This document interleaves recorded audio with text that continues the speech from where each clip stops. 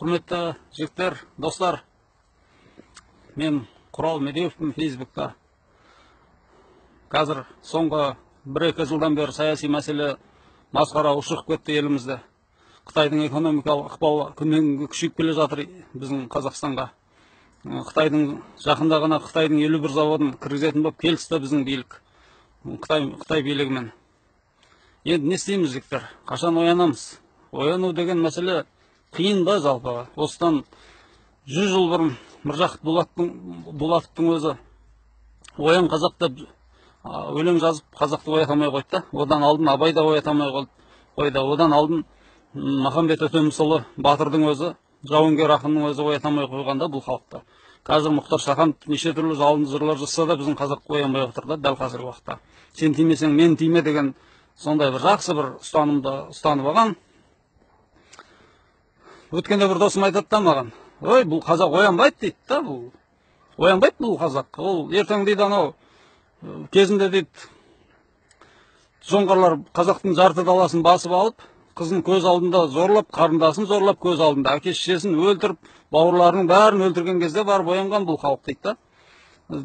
Қазір де сондай дейді. Ертең Қытай келіп басып алып, сондай қорлық көрсеткен кезде ғана бірақ оянады дейді да бұл халық. Шынында да сондаймыз ба біз?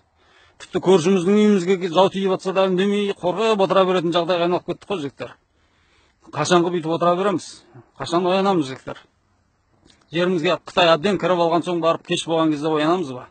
Бұны неге біз алдын алмасқа бұны? Мен жалпы бұл билікті не үшін жек көремін? Біздің билік өзінің билігін сақтап қалу үшін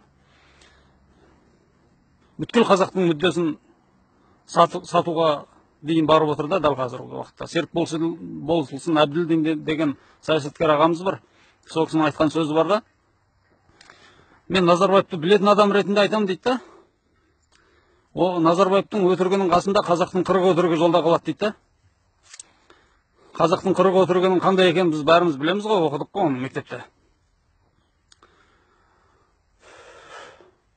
Жалпы шынын айтқанда бар ғой, Назарбаевтан шаршап кеттік мен өзім бар ғой. Қазір қаншама халықпен сөйлесіп араласып жүрміз ғой. Барлығы жек көреді Назарбаевтан, барлығы құтылғысы келеді қазір. Бізде елімізде 4-ші, 5-ші президентіміз сайлауымыз келеді, әділ сайлау арқылы. Сайлау біздің елдегі болып жатқан сұмдық сайлау туралы ол сөзді қозғаудың өзі артық шығар бұл жерде енді. 99%-бенен бір адам ғана жеңіске жетеді. Біздің парламентіміздің бәрі сол бір адамды мақтаумен, соның сарабдал саясаты, көреген саясаты деп бір адамды мақтаумен уақыт өткізіп жатыр дәл қазір. Олар тек қана өздеріне ыңғайлы заңды шығарады да парламентте, халыққа ыңғайлы заң шығармайды ешқашанда. Так, жігіттер, оянайық, қалыс қалмайық. Бір Бауыржан Момышұлының сөзі бар ғой: "Отан үшін отқа түс, күймейсің" дейді ғой. Қазір біздің жігіттер отқа емес, тіпті көшеге шығудың өзіне қорқатын болып қалды да қазір. Ең жаман нәрсе жігіттер, Құдай бір нәрседен сақтасын. Ол халық митингіге шығып атқан кезде, мына билікпен арпалысып күресіп жатқан кезде, ойбай тыныштық керек деп үйде жатудан Құдай өзі сақтасын жігіттер. Оянайық жігіттер, қалыс қалмайық. Бүгін менің туған күнім екен, достарым мені алыс жақын шетелдерден құттықтап жатыр. Қазақстандағы сансыз достарым жекеме шығып жазып құттықтап жатыр. Мен олардың барлығына жауап беріп үлгере алмай жатырмын енді. Барлықтарыңызға рахмет бүгін туған күнімен құттықтағаныма. Жақсы, оянайық жігіттер. Уинстон Черчилль айтады ғой: "Өз халқының болашағы үшін, өз халқының бостандығы үшін күреспеген халық оған лайық емес" дейді ғой. Жігіттер, біз сондай болдық па қазір? Неге күреспей отырмыз? Біз осы бостандыққа лайық болмадық па? Міндетті түрде құл болып жойылып кетуіміз керек па? Жойылып кетпейік жігіттер. Бұның алдын алайық, күресейік, мына жаны аяспай күресейік. Махатма Гандидің айтқан сөзі бар ғой: "Принципсіз саясат құрдат" дейді ғой адамдарды. Біздің саясатымыз принципті болсын. Біздің ешқандай да ол президентті жамандағанда тұрған ештеме жоқ. Біз шынымен де біз билік өзгеру керек, мынау болмайды бір адаммен бірге 30 жылға жуық уақыт отырғанымыз.